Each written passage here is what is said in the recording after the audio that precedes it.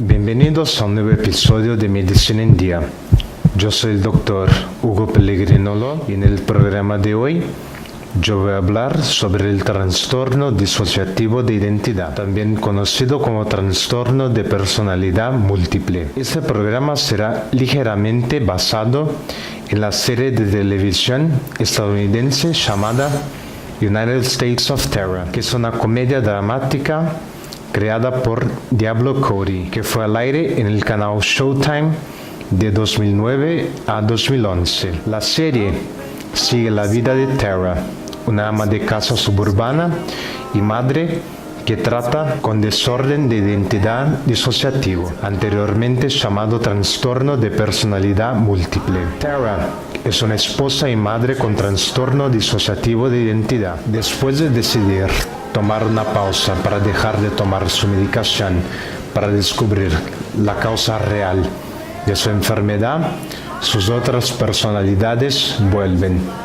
La salvaje adolescente T, la ama de casa Alice, el veterano de Vietnam Buck. El trastorno disociativo de identidad es un trastorno mental caracterizado por al menos dos estados de personalidad distintos y relativamente duraderos. Muchas veces hay dificultad en recordar ciertos eventos, además de lo que sería explicado por el olvido común. Estos estados muestran alternativamente el comportamiento de una persona. Las presentaciones, sin embargo, son variables. Las condiciones asociadas generalmente incluyen trastorno de personalidad limítrofe, trastorno de estrés postraumático, depresión, trastorno de abuso de sustancias, autolesión o ansiedad. La disociación es la ruptura de los procesos integrativos normales de conciencia, percepción, memoria, identidad que definen la individualidad. El trastorno de identidad disociativo es cada vez más entendido como una psicopatología postraumática crónica y compleja, íntimamente relacionada al abuso infantil grave, particularmente precoz. Los niños que han sido maltratados o abusados corren el riesgo de sufrir una serie de problemas de salud mental, incluyendo trastorno disociativo de identidad. Esta condición se caracteriza por la presencia de dos o más estados distintos de personalidad, o lo que algunas culturas pueden describir como una experiencia de posesión, y episodios recurrentes de amnesia. Los efectos deleterios de las experiencias abusivas de la infancia sobre el crecimiento y el desarrollo han sido bien documentadas y están asociadas a varios problemas de salud mental posteriores. El diagnóstico del trastorno de identidad disociativo no se realiza generalmente hasta la edad adulta, mucho tiempo después de lo que se produjeron los malos tratos extremos. Por lo tanto, aunque la causa más común del trastorno es el abuso físico o sexual extremo, continuo y extremo, los relatos de tal abuso son generalmente proporcionados retrospectivamente por el paciente y carecen de verificación objetiva. Los investigadores mostraron que, en muchos casos, el trastorno de personalidad limítrofe y el trastorno de estrés postraumático en la vida adulta pueden ser atribuidos a abusos en la infancia. La existencia de psicopatología disociativa significativa relacionada con el abuso físico y sexual vivido en la infancia era conocida por los clínicos en el último siglo. Sin embargo, solo recientemente los profesionales de la salud mental modernos empezaron a apreciar las implicaciones de esa vinculación olvidada. Los informes clínicos y de investigación indican que una historia de abuso físico y sexual en la infancia es más común entre los adultos que desarrollan una enfermedad mental grave de lo que sospechaba anteriormente. La disociación también se ha relacionado específicamente con la negligencia física en la infancia en pacientes diagnosticados con esquizofrenia. Varios grados de disturbios disociativos se reconocen variando de desajuste pasivo y retirada del ambiente activo hasta disturbios de personalidad múltiple. Un disturbio disociativo grave caracterizado por disturbios tanto en la identidad y en la memoria y mejor entendida como una respuesta disociativa, adaptativa, postraumática al miedo y dolor de trauma aplastante, más comúnmente el abuso. El trastorno disfuncional de identidad totalmente expresado no es frecuentemente diagnosticado como tal en la población pediátrica. Sin embargo, otras formas de disturbios disociativos no son inusuales. Fisiopatología. La disociación es un proceso fisiopatológico que altera los pensamientos, sentimientos o acciones de una persona para que, por algún tiempo, ciertas informaciones no sean asociadas o integradas a otras informaciones como normalmente son. Ese proceso, que se manifiesta a lo largo de un continuo de gravedad, produce una serie de fenómenos clínicos y comportamentales que involucran cambios en la memoria y la identidad. En casos extremos, el proceso da lugar a un conjunto de síndromes psiquiátricos conocidos como trastornos disociativos. No todos los niños abusados desarrollan un desorden de disociación. Sin embargo, estudios mostraron que los niños abusados han demostrado más disociación que los niños no abusados. En relación al trastorno disociativo de identidad, los relatos de Kluft de 1984 y 1987 ven la condición como un estrés postraumático crónico disociativo originado en la infancia. Él propuso una teoría de 4 factores para explicar la génesis del trastorno disociativo de identidad de la siguiente forma. Los individuos tienen un potencial inapto para disociarse, lo que se refleja en las clasificaciones de hipnotizabilidad. Las experiencias traumáticas en la primera infancia pueden perturbar el desarrollo de la personalidad, llevando a un mayor potencial de división psicodinámica. Los individuos pueden tener la oportunidad de recuperarse espontáneamente debido a la privación emocional y o social continua. La presentación final es moldeada por factores psicodinámicos y extrínsecos, incluyendo influencias psicosociales. Algunos pacientes pueden informar de desencadenantes para sus episodios de identidad disociativo. Epidemiología. La disociación patológica es menos conocida en ciertas partes del mundo, especialmente en China. Puede ser fácilmente detectado entre los pacientes psiquiátricos, pero es mucho menos común en la población en general. Es más frecuente entre las submuestras de la población con evidencias previas de trauma emocional o psiquiátrico. Morbimortalidad. Se estima que 2.000 niños fallecen cada año de abuso. El traumatismo cráneoencefálico es la causa más común de muerte por abuso físico. Las lesiones intraabdominales causadas por impacto son la segunda causa más común de muerte. Raza. Ningún grupo racial está exento. El abuso ha sido reportado por la mayoría de los grupos raciales, religiosos y socioeconómicos de personas de la mayoría de los orígenes geográficos, educativos y ocupacionales. Sin embargo, mayores scores ordenados por clasificación para disociación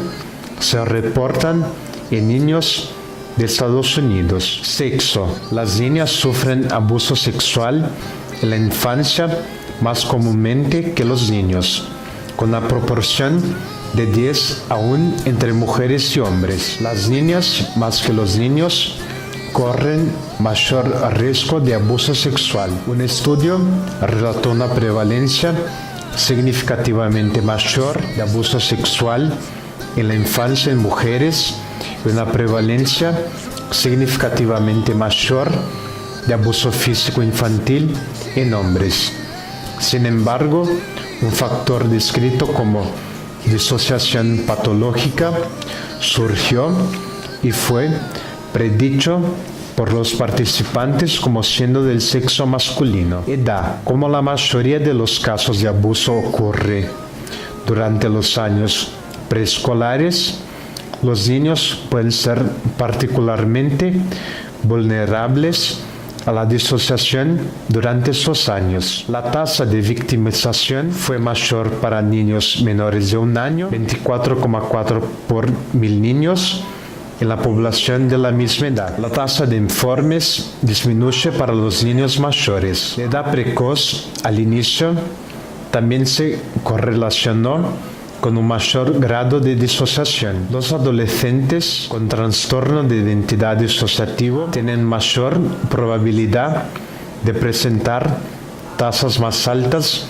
de comorbidades psiquiátricas. Historia. Como los niños normativamente exhiben diferencias relacionadas con la edad en los niveles de comportamiento disociativo, exhibiendo bromas fantasiosas y también varias partes de sus personalidades en varios contextos, el clínico debe determinar si un comportamiento en particular se desvía del comportamiento de otros niños de la misma edad y si el niño está mostrando síntomas disociativos. Los niños tienen una sensación mucho más débil de continuidad de su comportamiento y del flujo de tiempo que los adultos.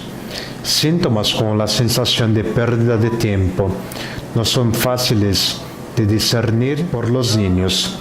Incluso en la adolescencia, los niños pueden no percibir la pérdida de tiempo o la discontinuidad de la experiencia como experiencias inusuales o anormales. De hecho, la discontinuidad de la experiencia es probablemente la norma para los niños pequeños. Es consistente con el ciclo a través de los estados de sueño y somnolencia y es apropiado para el desarrollo, para que los niños se encuentren en un ambiente nuevo o alterado sin la conciencia del paso del tiempo. Eso es cualitativamente distinto de la pérdida de tiempo de disociación, durante la cual el individuo está despierto. La disociación refleja rupturas en la integración de memorias, percepción e identidad en un sentido coherente del yo. Interrupciones en la identidad pueden asumir la borrosidad de las fronteras entre el carácter de un niño y los personajes de fantasía. Es importante notar, sin embargo, que en niños pequeños la disociación es a menudo vista como un proceso normativo relacionado con la capacidad de imaginación y fantasía. Los fenómenos disociativos se dividen en dos categorías: desapego y compartimentalización. Esos dos factores tienen diversas naturalezas y se manifiestan como desorden de conversión, hipnosis, amnesia disociativa y trastorno de identidad disociativa. El trastorno de identidad disociativo se caracteriza por la existencia de dos o más personalidades dentro del individuo. Clínicamente, solo una de las personalidades está presente en cualquier momento y una de ellas es dominante la mayor parte del tiempo. Las diversas personalidades son casi siempre bastante discrepantes y a menudo parecen ser opuestas. La personalidad original generalmente no tiene conocimiento de la otra personalidad. Cuando una determinada personalidad es dominante e interactúa con el ambiente, las otras personalidades pueden no percibir todo lo que está sucediendo. Cada personalidad está bien integrada y es un agregado complejo de memorias únicas, patrones de comportamiento y relaciones sociales que controlan la función de cada individuo durante sus intervalos dominantes. La transición de una personalidad a otra es súbita, a menudo dramática y generalmente precipitada por el estrés. Los pacientes con trastorno disociativo asocian trastorno de personalidad borderline, trastorno de somatización, depresión mayor, estrés postraumático, historia de intento de suicidio con más frecuencia que otros pacientes psiquiátricos. El abuso sexual en la infancia, la negligencia física y el abuso emocional están fuertemente asociados con disturbios disociativos. Otras señales más sutiles de disociación pueden estar presentes, tales como episodios de amnesia o blackout. En ausencia de abuso de sustancias, el paciente refiriéndose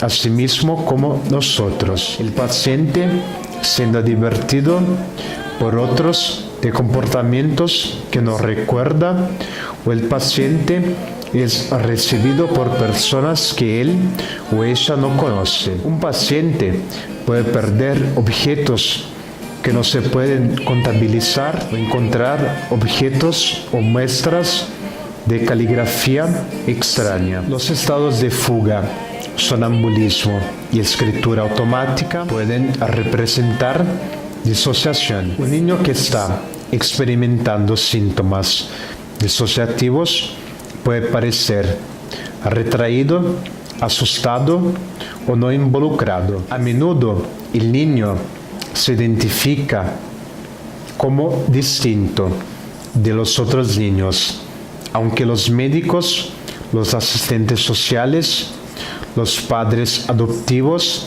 y los profesores a menudo están en desventaja para caracterizar las diferencias. Los niños con trastorno disociativo exhiben una infinidad de habilidades flotantes, humores, miedos y ansiedades, cambios de preferencias, conocimiento inconsistente y otras evidencias de acceso errático a la información y las habilidades. Las alucinaciones auditivas están presentes en la mayoría de los niños y adolescentes con trastornos disociativos. Sin embargo, alucinaciones fóbicas en niños y jóvenes adolescentes severamente estresados no indican necesariamente un trastorno psicótico duradero y pueden ser fenómenos transitorios. Los efectos iniciales o a corto plazo del abuso incluyen reacciones tempranas que ocurren en los primeros 2 años después del término del abuso. Efectos del abuso sexual en la sexualidad. Las reacciones de comportamiento sexual inadecuado en pacientes que han sido abusados sexualmente están bien documentados. Los pacientes con trastornos disociativos son más propensos a tener abuso físico en la infancia y el abuso sexual en la infancia que los pacientes con otras condiciones psiquiátricas. Efectos sobre el funcionamiento social. Las personas que sufren abuso sexual también presentan problemas en el funcionamiento social, incluyendo los siguientes: dificultades escolares, ociosidad, huir de casa, delincuencia. Los efectos a largo plazo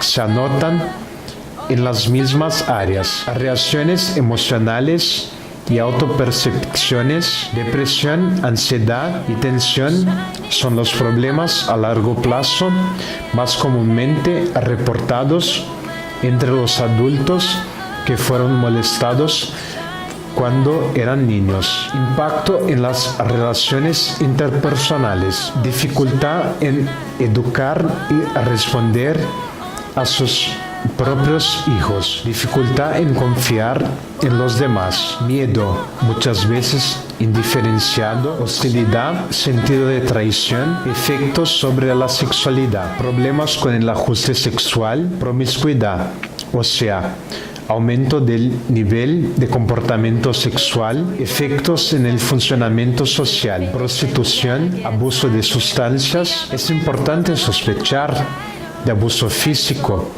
cuando un niño que presenta un posible trastorno disociativo tiene una lesión inexplicable o implausible. Las contusiones son la manifestación más común de abuso infantil y se pueden encontrar en cualquier superficie del cuerpo. Aproximadamente el 10% de los casos de abuso físico involucra quemaduras. El formato o patrón de una quemadura puede ser diagnóstico cuando refleja el patrón de un objeto o método de lesión. Causas. Ninguna evidencia sugiere ninguna causa biológica para trastornos disociativos de identidad. Las experiencias traumáticas en la infancia pueden aumentar la capacidad del individuo de disociarse. En 1986, Putnam relató los mayores valores correlativos. El 97% de los pacientes con trastorno de personalidad múltiple fueron reportados por sus médicos para tener una historia de abuso en la infancia. El abuso sexual, generalmente incesto, fue reportado en el 75% de los casos. El tipo de trauma no fue significativamente relacionado con la disociación infantil. Sin embargo, la diferencia entre la disociación entre los dos grupos estaba en la dirección esperada. Los niños afectados mostraron mayor disociación en comparación con los niños expuestos a otros traumas. En 2001, Mausifi documentó que niños maltratados, especialmente niños que sufrieron abuso físico y o sexual, demostraron más disociación que los niños normalmente tratados. Los niños maltratados corren mayor riesgo de desarrollar disociación en comparación con los niños bien tratados. En un estudio con niños de familias de bajos ingresos, los autores concluyeron que los niños maltratados tienen procesos de pensamientos ilógicos considerados en el rango patológico en comparación con niños bien tratados. En otro estudio, niños maltratados tuvieron menos inhibición de la memoria de eventos en comparación con niños bien tratados. Gast relató alta prevalencia de experiencias traumáticas durante la infancia. De los participantes de este estudio, el 85% relató alguna clase de trauma en la infancia. En un estudio realizado en 2004, las tasas de abuso físico y sexual en la infancia fueron del 44,7% y del 26,3% respectivamente. El trastorno disociativo de identidad tiende a tener su origen en la primera infancia de 2 a 8 años de edad y los problemas surgen durante la adolescencia. Las experiencias traumáticas de la infancia, especialmente de abuso físico y negligencia, son relatadas como comunes en personas que desarrollan trastorno disociativo de identidad. Como esas experiencias traumáticas llevan a una presentación de trastorno disociativo de identidad más tarde en la vida aún no es clara. Los efectos de la exposición a situaciones de extrema ambivalencia y abuso en la primera infancia pueden ser enfrentados en una formulación psicodinámica por una forma elaborada de negociación, de modo que el niño cree que el evento está sucediendo con otra persona. Este proceso puede ser facilitado en la infancia, un tiempo con una rica vida de fantasía que generalmente incluye compañeros imaginarios. Los niños adoptivos corren mayor riesgo de desarrollar trastorno disociativo de identidad en el medio de la infancia, sin antecedentes de experiencias precoces de maltrato. Un estudio mostró que los niños adoptivos eran más disociativos que otros que habían sufrido abuso físico y emocional. Ese estudio también descubrió que la disociación está relacionada con el número de hogares adoptivos. La disociación también es común entre los estudiantes universitarios que reportan comportamientos abusivos. Un estudio reciente, una muestra de la población de lengua española de la Universidad de Puerto Rico fue inscrita y los autores identificaron que la disociación impregna completamente la relación entre experiencias abusivas y la infancia. Los hombres con dependencia de alcohol también están en mayor riesgo de desarrollar disociación y trastorno de estrés postraumático a lo largo de la vida si tienen una historia de trauma en la infancia. Estudios de laboratorio. Aunque ningún estudio de laboratorio está específicamente indicado para el diagnóstico de trastorno disociativo, los estudios se pueden realizar para comprobar si hay abuso, obtener pruebas de clasificación de todos los casos de hematomas para descartar una predisposición hemorrágica es importante, pero hay que recordar que los niños con problemas de sangrado también pueden ser abusados. Es importante que el médico rastree la orina y las heces en cuanto a sangre si hay sospechas de trauma abdominal. Estudios de imagen. Como en los estudios de laboratorio, ningún estudio de imagen es indicado para el diagnóstico de trastorno disociativo. Sin embargo, los resultados de los estudios de imagen pueden indicar abuso. Un examen óseo consistente en múltiples visiones del cráneo, tórax, huesos largos, manos, pies,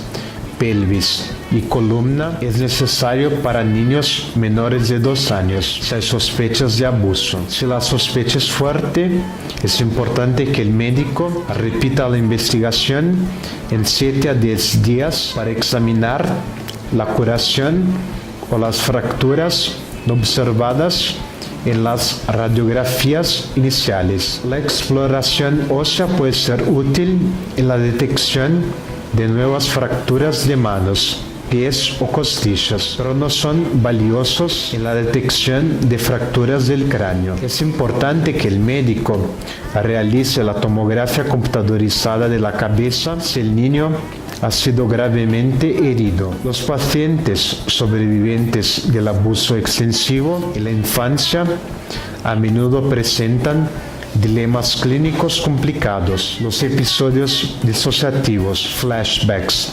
impulsos autodestructivos y suicidas son dificultades comunes encontrados por estos pacientes. Una vez que el diagnóstico de abuso ha sido hecho, la tarea inicial de la terapia es desintoxicar el ambiente del paciente, interrumpiendo todas las formas del abuso. El tratamiento debe dirigirse a cuestiones de confianza, tolerancia del afecto, con la comprensión del paciente sobre sí mismo y permitir que el paciente funcione de la forma más eficaz posible. Cuidados médicos. El foco principal es ayudar a los pacientes a aprender a controlar y contener a sus síntomas. Los pacientes deben aprender a lidiar con la disociación, los flashbacks, los efectos intensos como la ira, el terror y la desesperación. Embarcar en un plan de tratamiento puede ser peligroso si el paciente no ha desarrollado maneras de tolerar la turbulencia emocional que surge cuando se descubren memorias traumáticas. Hasta que el paciente pueda aprender alternativas saludables para tolerar sentimientos y controlar comportamientos, él no puede realizar de forma adecuada o segura el trabajo exploratorio involucrado en el descubrimiento y el procesamiento de memorias de abuso. El control es una cuestión importante para los sobrevivientes del abuso, y al aprender nuevas maneras de controlar y contener sus síntomas, los pacientes no se ven más como víctimas del pasado. El énfasis es hacer que los pacientes se reconecten con su sentido del poder, incentivar a los pacientes a diseñar y elegir qué técnica usar y cuándo usarlos contribuye a la sensación de estar encargados de sí mismos. Los pacientes pueden empezar a manejar correctamente los sentimientos de desamparo, registrando y supervisando las emociones. Muchos pacientes que experimentan pérdida de tiempo a través de disociación o flashbacks describen los eventos como siendo abruptamente desencadenados. Estos síntomas a veces se vuelven tan graves que los pacientes ya no pueden funcionar normalmente. Una manera de ayudar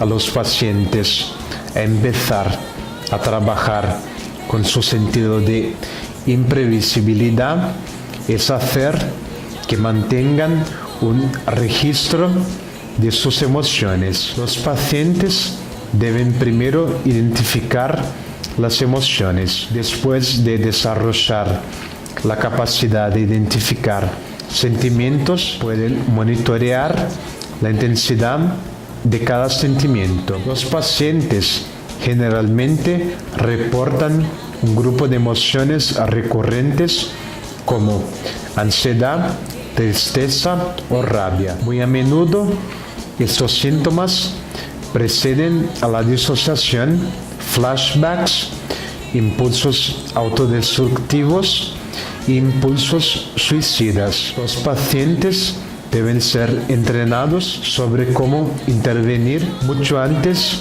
de que la ansiedad suba a un nivel crítico. Una psicoterapia enfocada en un trauma cuidadosamente organizado para el trastorno disociativo de la identidad puede resultar en la mejora de los síntomas. Desarrollando un plan de crisis. Identificar la causa de la ansiedad también es importante. Enseñar a los pacientes a desarrollar una lista que va de las actividades simples a las complejas es útil. Una vez que los pacientes se involucran en las actividades, la intensidad de las emociones generalmente disminuye. Además, los pacientes se sienten más en control. Esto los reconecta a los puntos fuertes personales y a las opciones que pueden ser ejercidas. La mayoría de los pacientes requieren tiempo para aprender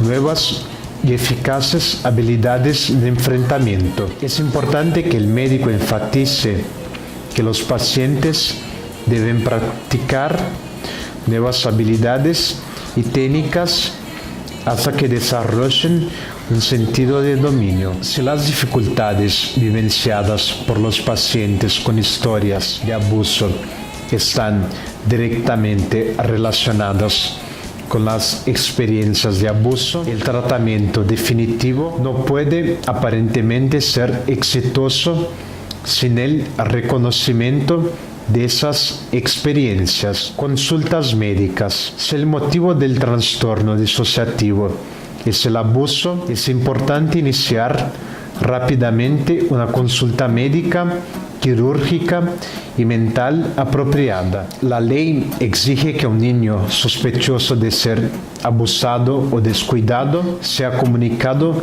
inmediatamente a la policía. Las especialidades médicas que deben ser utilizadas son el psiquiatra o el pediatra conductual, representantes de servicios sociales y especialistas en abuso infantil y abuso sexual, y también atención ambulatorial. Atención ambulatorial. Si un niño o adolescente está siendo tratado, el padre o el responsable debe ser visto. El responsable o padre debe aprender a lidiar con el niño durante la expresión de múltiples personalidades o episodios de amnesia. Un profesional de salud mental con experiencia especial en esta área debe proporcionar seguimiento a estos pacientes. La internación hospitalaria es indicada para los niños en los siguientes casos: cuando la condición médica o quirúrgica requiere gestión de pacientes internados, cuando el diagnóstico no está claro, cuando no hay un lugar seguro alternativo para mantener al individuo protegido. Prevención. La interrupción del abuso infantil lo antes posible maximiza las posibilidades de prevención. Con sospecha de abuso, los hermanos del paciente deben pasar por exámenes completos dentro de las 24 horas. Complicaciones. En 1981, un estudio encontró actividad criminal en pacientes con trastorno disociativo de identidad. Otra literatura también apunta complicaciones de otros problemas sociales, como acciones de prostitución y comportamiento antisociales. Abuso sexual y físico en la infancia son destacados como predictores de trastornos de personalidad, tanto paranoides como antisociales. Los pacientes con trastorno disociativo también relataron intentos de suicidio y comportamiento automutilativo. Pronóstico. El pronóstico en niños y adolescentes puede variar ampliamente entre los pacientes y entre los tipos específicos de trastorno de disociación. Sin embargo, el tratamiento precoz ofrece la mayor posibilidad de recuperación total. La recuperación requiere psiquiatras cualificados, especialmente entrenados, que entiende completamente la condición. Educación al paciente. La educación del paciente es de extrema importancia. Cuando los pacientes con trastorno disociativo de identidad entienden lo que realmente está sucediendo en sus vidas, se convierten en pacientes excelentes y cooperativos. Gracias por mirar el programa de hoy. Yo soy el doctor Hugo Pellegrino Lo. Para más informaciones, pido que me contacten a través de mi dirección de correo electrónico hugo.loh@gmail.com. Hasta el próximo programa.